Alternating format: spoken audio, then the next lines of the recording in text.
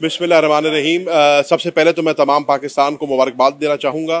75th anniversary है ये, और ये एक बहुत बड़ी जो है 75वीं जो यौम आज़ादी है हमारी है। और मैं समझता हूँ कि बड़ी कुर्बानी से ये मुल्क हासिल किया गया था।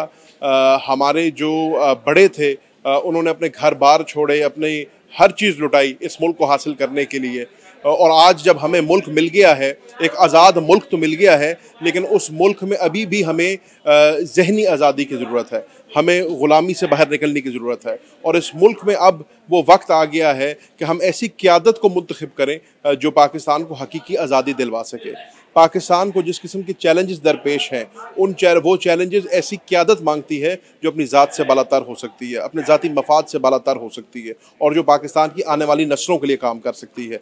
तो मेरा मैसेज पाकिस्तान की यूथ को, पाकिस्तान के नौजवानों को, ख़वातीन को, हजरात को, अपने बुज़ुर्गों को ये है कि एक जनरेशन थी जिसने पाकिस्तान को बनाया था, अब एक जनरेशन है जिसने पाकिस्तान को बचाना है। और अब अगर हमने हकीकी आज़ादी पानी है तो फिर हमें इस मुल्क में वो फैसले करने होंगे जो एक खुद मुख्तार और आज़ाद पाकिस्तान बना सके।